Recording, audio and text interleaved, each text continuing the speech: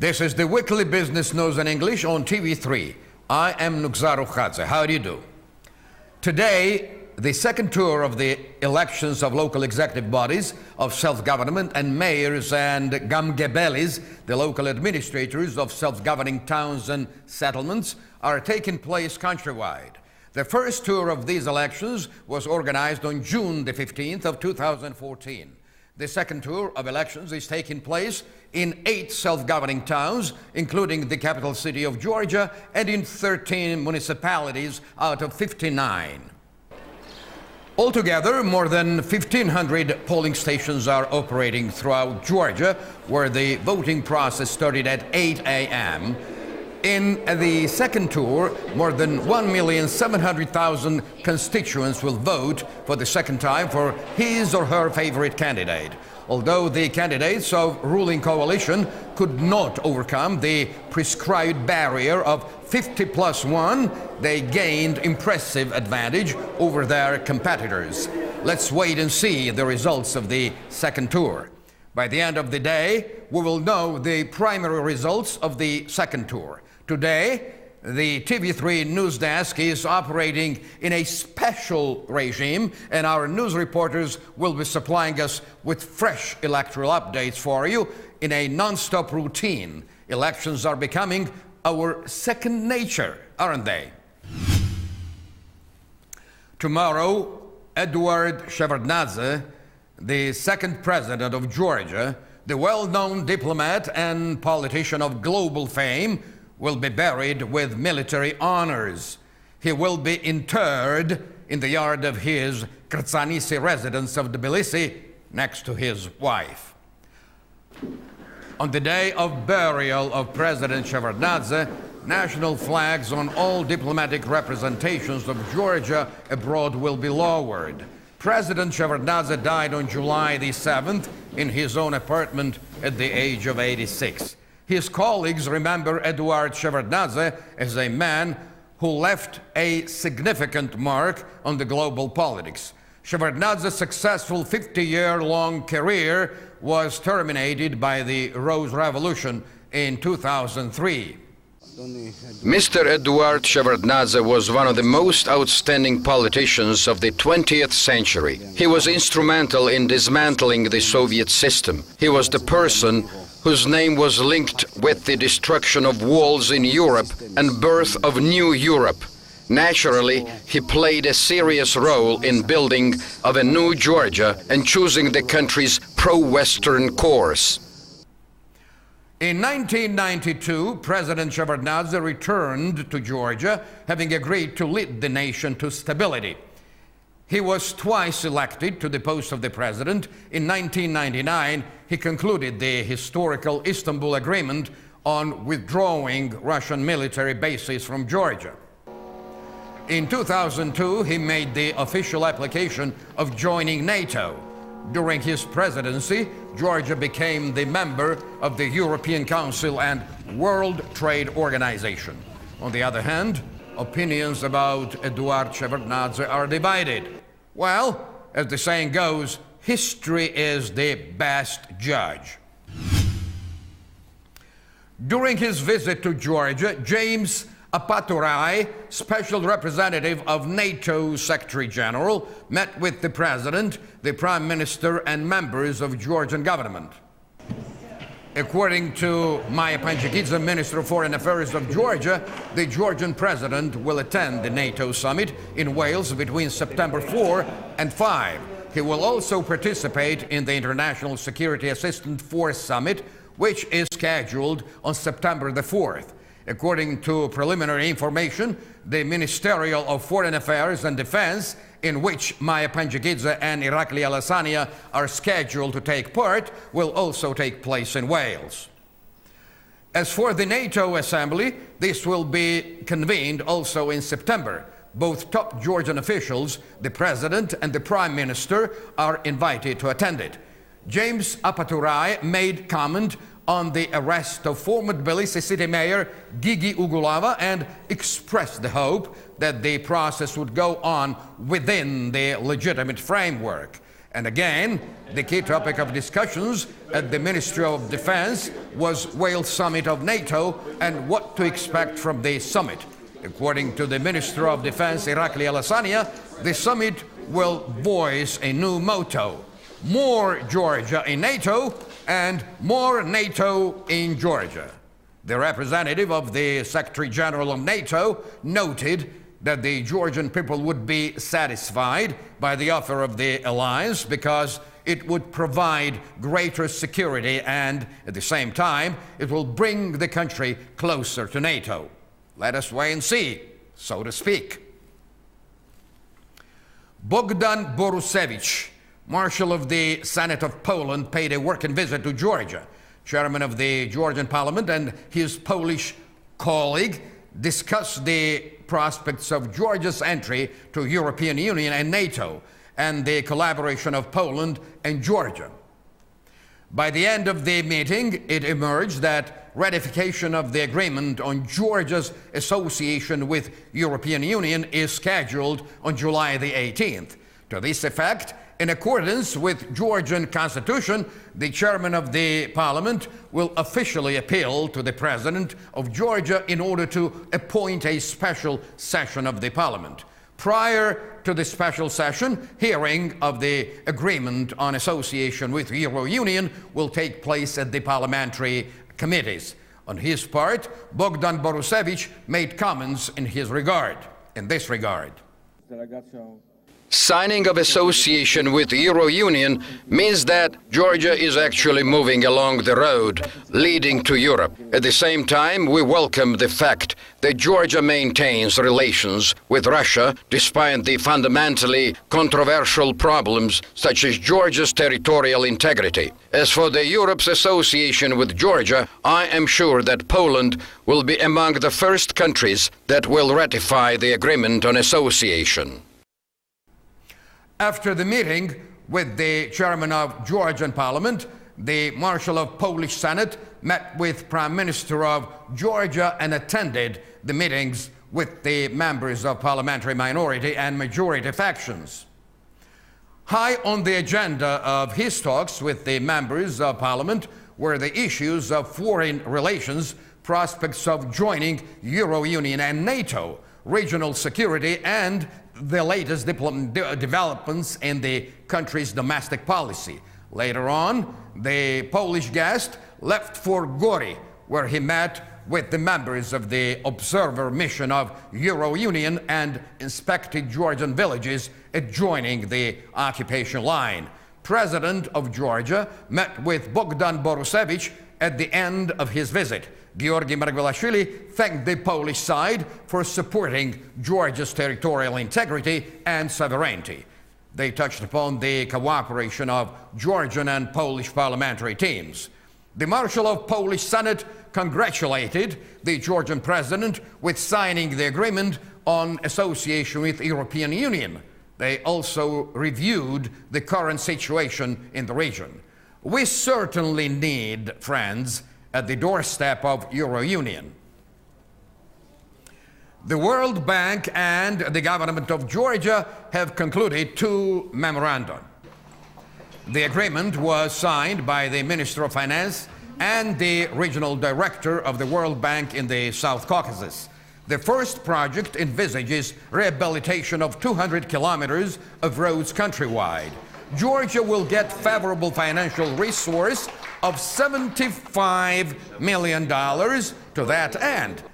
As per the second agreement, the World Bank intends to allocate $92.7 million within the framework of the measures for development policy. The financial resources will be earmarked for implementing economic projects. Recently, the World Bank approved the country partnership strategy for Georgia, covering the period 2015 to 2017. Today, we are signing the agreements for two of those projects that are included in the country partnership strategy that is aimed at supporting Georgia's socio-economic development strategy or Vision 2020.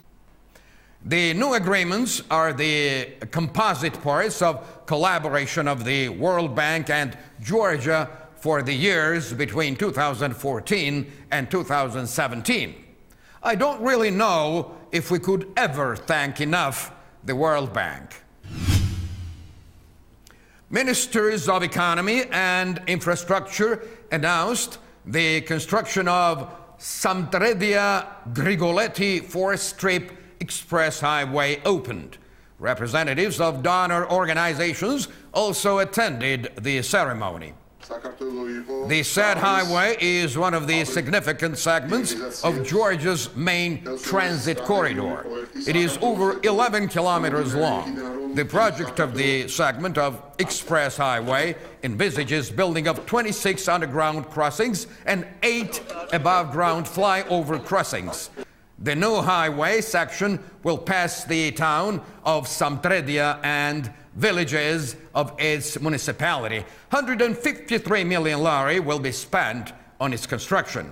It is supposed to be over in 30 months. Sounds like we have made another step towards the west, in West Georgia.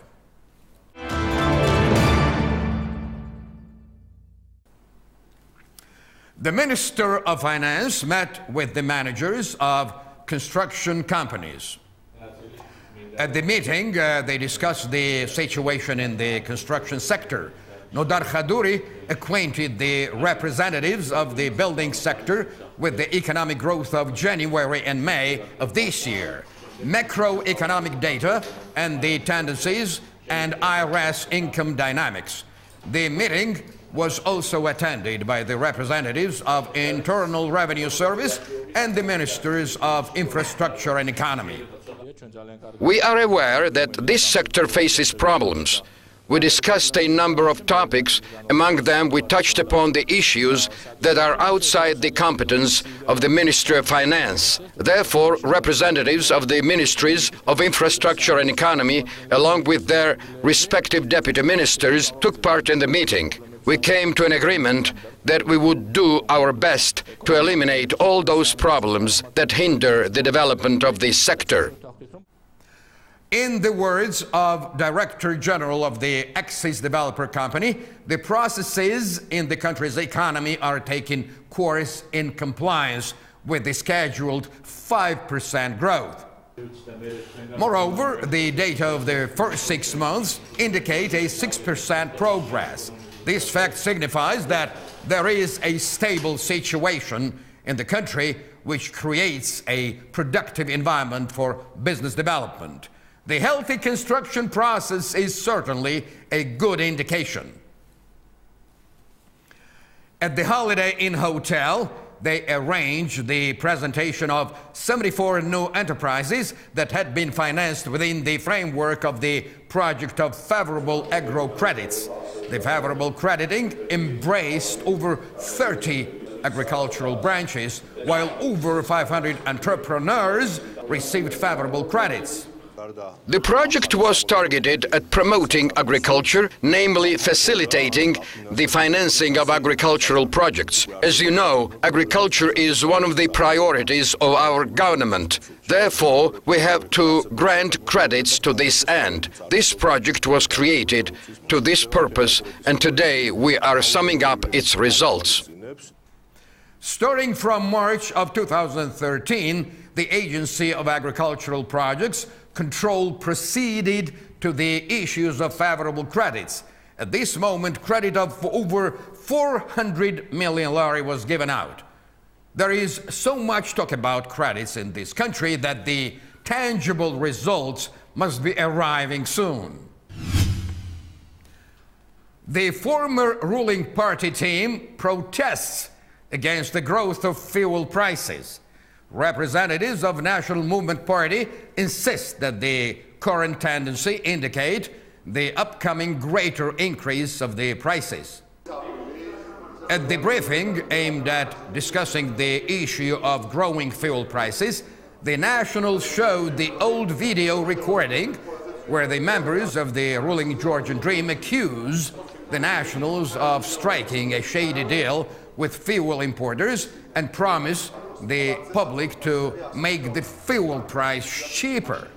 According to Zurab Japaridze, one of the leaders of national movement, boosting the prices for fuel, medicine and foodstuff is caused by intentional depreciation of Georgian lari in order to enable the powers that be to forcefully fulfill the budget income plan of 2014 and evade the results of last year, when the income part of the state budget fell back by 600 million lari. Blames, allegations, recriminations. Why so much personal acrimony in our politics? Progress of Georgia and its rapprochement with Europe greatly depends on what the successful and profitable corporations of the country are doing now and will be doing in the future. Our correspondent, Kote Mosidze, made a brief visit to the famous Whistle, the privately owned national fuel company, and talked to its young leadership about certain financial help it has recently received. The Whistle Group of Georgia has received a $65 million loan from EBRD, the European Bank of Reconstruction and Development, and this is a very big deal not only for the recipient company of Whistle, but also for the entire country. The loan was allotted with the purpose of developing the alternative fuel infrastructure in Georgia, the compressed natural gas. The Whistle leadership is deservedly proud for receiving this syndicated loan, which allows the company to enhance even further its endeavor to operate in this market as a multifaceted state-of-the-art national company, trying to meet the demands of our population as optimally as possible. I saw the president of Whistle and talked to him. Mr. Pkhadze, I came here to find out how important is it for Whistle to have received this loan. First of all, it's too important for us to be the #1 company in the country who got the first syndicated loan to be given to the Georgian private institution. The amount of the loan is $65 million US. And the EBRD was very much instrumental, actually, to secure this loan together with us. And also, in this country, you have lots of growth opportunities. So the part of the loan will be dedicated to grow the business. We will be constructing new stations, new petrol stations, and also new CNG stations where we are retailing natural gas. In such a background, of course, to achieve our business goals, this loan will significantly help us. What will give this loan to our country in general and to your company in particular? As far as the country is concerned, first of all, as I said, it was the first syndicated loan to the Georgian company, so it paves sort of a way to other commercial entities to arrange such kind of syndication with other commercial banks, because there is a presence already, there is a precedent of such a syndication. Once we are growing our business, we are creating lots of jobs and lots of cash is going actually to the budget of Georgia. We are improving the infrastructure. One of the important components of the syndicated loan is energy efficiency. And overall, all these points actually are extremely important for the further economic growth of Georgia. I also talked to the chief financial officer of this company, who also sounded very enthusiastic about this loan. Whistle, as you know, is one of the largest companies here in Georgia. We are one of the largest taxpayers in Georgia, and we have most developed corporate culture. We have been working with international financial institutions for many years, and eventually this resulted in our acquiring direct financing, direct syndicated loan from EBRD. The purpose of this loan is to further develop our network of compressed natural gas stations, and in 2 years' time we will develop around 20 new CNG stations. This will further increase our coverage of CNG stations. This will enable us to employ additional people at our petrol stations and naturally contribute to economic development of Georgia. If you had a chance to receive another loan, how would you spend it? If we obtain another loan, we will naturally use it for further development of CNG stations too. A company like Whistle, which has always been going uphill, truly deserves loans like these. Thank you, Kota, and I understand the syndicated loans like this one are working as great stimulus for any company to develop its infrastructure, so much needed for boosting of this country's economy. Georgi Sigua, head of National Tourism Administration, hosted the managers and delegates of World Tourism Organization. The event took place on board of the excursion motorboat on the Mtkvari River near the Peace Bridge. The guests toured the historic part of the city. Representatives of the World Tourism Organization stayed in Tbilisi for 2 days. They arrived here to take part in the 4th working meeting of the Silk Road program. The event was attended by the delegates from 30 countries, representatives of several dozen of air companies, well-known journalists, and heads of tourist organizations. Anything is welcome that helps tourism in this country. At last, Georgian national currency lari has its own symbol. At the presentation arranged at the premises of the National Bank of Georgia, the president of the bank, Georgi Kadagize, presented the symbol of the Georgian lari, which won the competition. The author of the winning symbol is artist Malchaz Shvelidze. At the presentation, he and his co-authors received the due certificates of the winner concept. Georgian letter L was chosen as a symbol of national currency. The victorious artist says that he wanted to make the symbol of lari easily recognizable among other symbols of world currencies.